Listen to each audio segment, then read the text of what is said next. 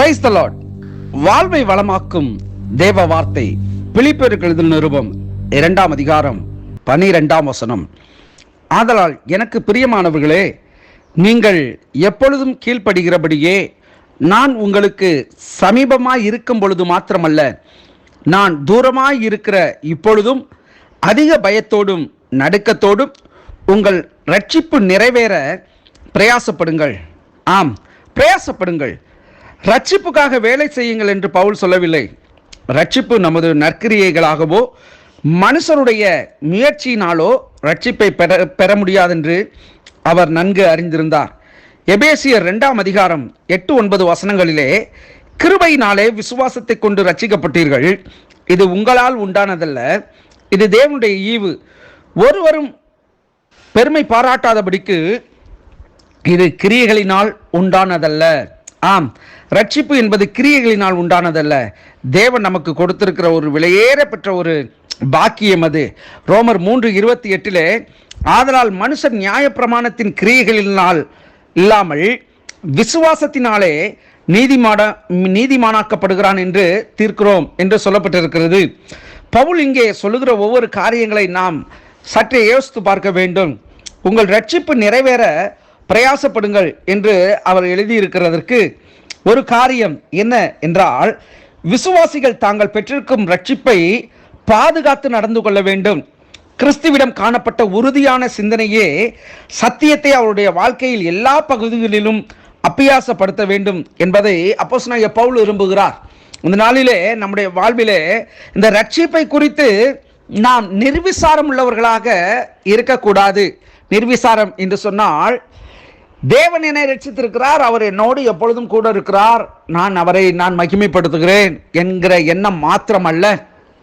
இந்த ரட்சிப்பை விட்டு விலகுவதற்கான இந்த உலகத்திலே பலவிதமான சோதனைகள், பலவிதமான பிசாசின் போராட்டங்கள், பலவிதமான பிசாசின் தந்திரங்கள், இவைகள் எல்லாம் நம்மை சூழ்ந்து கொண்டே இருக்கும். ஆனால் நம்முடைய வாழ்விலே இந்த ரட்சிப்பு என்பது தேவன் நமக்கு கொடுத்திருக்கிற விலையேறப்பட்ட ஒரு பொக்கிஷம் என்று மாத்திரம் அல்ல. இந்த ரட்சிப்பு என்பதை பாவ வாழ்க்கையிலிருந்து பரிபூர்ண விடுதலை பெற்ற ஒரு நபராக நாம் கடைசி பரியந்தம் வாழ்வதே என்பது அந்த பூரண ரட்சிப்பை குறித்து சொல்லப்படுகிற ஒரு காரியமாக இருக்கும். நம்முடைய வாழ்க்கையிலே சோர்ந்து போகிற நேரங்களிலே அல்லது நமக்கு எதிரான சில காரியங்கள் செயல்படுகிற பொழுது நாம் நம்மை அறியாமல் சில நேரங்களில் புலம்புவோம். ஏன் ரட்சிக்கப்பட்டனே தெரியல, ஏன் இப்படி இருக்கிறேன்னே தெரியல, நான் உலகத்தில் இருந்த பொழுது கூட நல்லா இருந்தனே, அப்படியெல்லாம் பலவிதமான சோதனைகள் நம்மை சோதித்து கொண்டே இருக்கும்.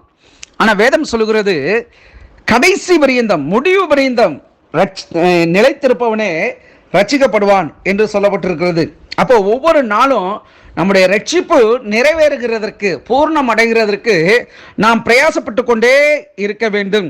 ரோமர் 4ஆம் அதிகாரம் 4-5 வசனங்கள் சொல்லுகிறது, கிரியை செய்கிறவனுக்கு வருகிற கூலி கிருபை என்று எண்ணப்படாமல் கடன் என்று எண்ணப்படும். ஒருவன் கிரியை செய்யாமல் பாவியை நீதிமானாக்கிறவரிடத்தில் விசுவாசம் வைக்கிறவனாயிருந்தால் அவனுடைய விசுவாசமே அவனுக்கு நீதியாக எண்ணப்படும். அப்ப இந்த ரட்சிப்பு நிறைவேறும்படிக்கு நாம் நம்முடைய விசுவாசத்திலே என்றென்றைக்கும் நிலைத்திருக்கக்கூடியவர்களாக காணப்பட வேண்டும். இந்த உலகத்தில் எத்தனையோ போதனைகள் உண்டு, எத்தனையோ காரியங்கள் உண்டு.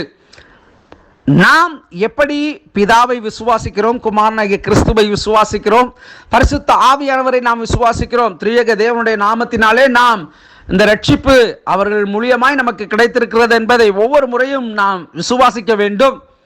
இன்னும் சொல்ல வேண்டும் என்று சொன்னால், என் பாவத்திற்காக கிறிஸ்து மரித்தார், என் வாழ்விலே ஆவியானவராய் அவர் செயல்படுகிறார், மறுபடியும் கிறிஸ்து அவர் வருகிறார், அவருடைய வருகையிலே நான் கடந்து செல்வேன் என்கிற நிச்சயத்தோடு நாம் வாழுகிறவர்களாய் இருக்கிற பொழுது நம்முடைய ரட்சிப்புக்கு விரோதமாய் செயல்படுகிற காரியங்களை தேவன் மாற்றி போட்டு அந்த ரட்சிப்பு நம்முடைய வாழ்க்கையிலே பூரணப்பட தேவன் அனுக்கிரகம் பண்ணுவார்.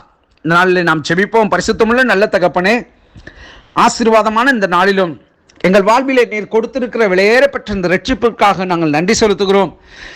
முடிவு பரியந்தம் நிலைத்திருப்பவனே ரட்சிக்கப்படுவான் என்று எழுதப்பட்ட வார்த்தையின்படியாய் எங்கள் வாழ்விலே எத்தனை இன்னல்கள், போராட்டங்கள், சூழ்நிலைகள் எதிராய் காணப்பட்டாலும் இந்த ரட்சிப்பு நிறைவேறும்படிக்கு எங்களை நாங்கள் காத்துக்கொள்ள உதவி செய்யும். இந்த நாளை ஆசீர்வதித்தமைக்காய் நன்றி. உம்முடைய நன்மையின் கிருபையினாலும் எங்களை நீர் முடிசூட்டி வழிநடத்துகிறதற்காக நன்றி. கொடுத்திருக்கிற ஆரோக்கியம், நல்ல சுகம், பலன், ஆண்டவரே வாழ்வாதாரம் எல்லாவற்றிற்காகவும் நன்றி செலுத்துகிறேன். பிரயாணங்களிலே, போக்கிலே, வரத்திலே, ஊழியத்திலே, ஆண்டவரே எங்கள் வாழ்க்கையிலே, எங்கள் குடும்பங்களிலே, சபைகளிலே உம்முடைய வல்லமை அதிகமாக எங்கள் மூலியமாய் கிரியை செய்கிறதற்காகவும் நன்றி செலுத்துகிறோம்.